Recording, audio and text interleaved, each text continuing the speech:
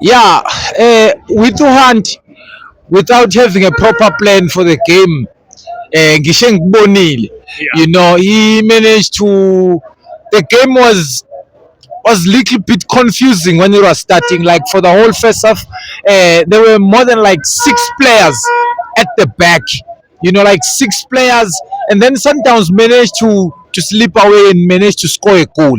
But after that, still Kevin Hunt didn't like produce players who will go forward and start to create some chances so he can cover up and make maybe 1-1 or something. He allows Sundowns to come to him, but Sundowns uthe mayibuya yabona ukuthi no, emuva kuvalekile. Uma ungabheka ama-touches amaningi beshawa woMdawu mabo, abadlali abaningi laphana emuva woMdawu, Obrimo Diba abantu bani, hence why kungazuthi ibona abavelele kakhulu kwigame namhlanje.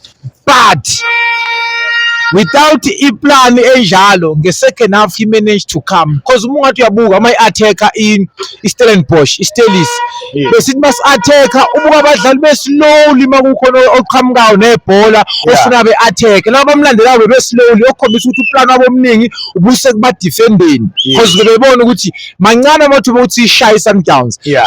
Into esiyilwelayo yi-draw, hence why ithe isikorile i-Sundowns baqhubeka bastuck emuva, but they manage ukuthi bengene nge-second half mabethi bathola ipenalty. Fortunately uMabasa uyazi ke makuthiwa thatha ibhola uphasela inethi, ubonile uWilliams ulivimbile ibhola. SA is number 1 for now. Yebo.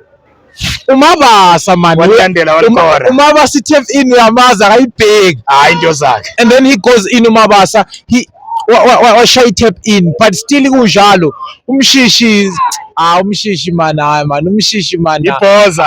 umshishi uthe mangena walapha nofika wathatha ibhande kuWilliams, Yeah. walimela ibhande walibamba, wabona iSundowns imnandi nomkwena uAlende eswini hayi Hey. Sundowns, hayi Sundowns, hayi Hey.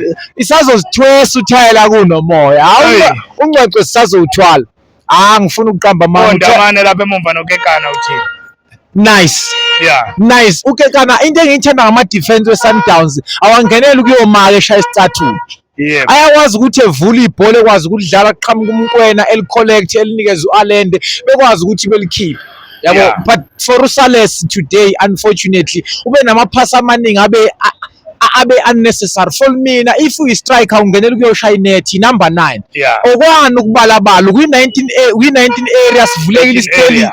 kwi-18 area even 19 yard away ukudilayo uyalibona ibhande Alele offside bekufanele ngabe ulishaye. bekufuneka ngabe ulishayile still Yeah. usafuna ukuphasa or usafuna ukunokha bangene. Fortunately before bakwazile ukuthi belinokhe ibhola begcine belishayile, but if uyi-striker inhloso yakho uma uthola ibhola useduze kwepala ishaya inethi manje, yona into iqashelwe leyo. Yeah. But besides that ngibone ngazuthi ileague yakulokhu ngikhumbula ngo-2006, Yeah. you know, kudlala ibhaloni phezulu Yebo, kanje, ngabe ibhaloni. and kulokhu ngiyabona ukuthi iPirate ithe mayikore Sundowns yakhuphuka automatically, iPirate yehla. Yeah. Kuthe makore Steris yehla Sundowns. yehla Sundowns kwakhuphuka iPirate. Kunzima mvuselele. Ine-game in hand i-Sundowns, kubhekwe yona ngamehlo. Abantu bashintsha amajezi bafika stadium befake elinye, uma iqhubeka igame usiyalikhipha ufake elinye. Ileague yakule game, Yeah. and this South Africa we are proud to having i-Sundowns iyodlala i-final ye-CAF. We are all Yebo. behind i-Sundowns. Obviously sine World Cup in hand, obviously sine World Cup ekufuna siyoyidlala. We are having abo Manje William ngoJuni. ngoJune Yeah. siqualifyile. We are having abadlali abafana noMfukeng which are doing very well. Sibonile ubenzani evikini eliphelile Ushukela wodwa. ushukela wodwa. We are Yeah. having abadlali aba-interesting abomkwena. Yeah. We are having aboThembazwane, abomkwena, idibadiba abafana abaqeda kukhala ngayo Hey. iwushukela kwi-left.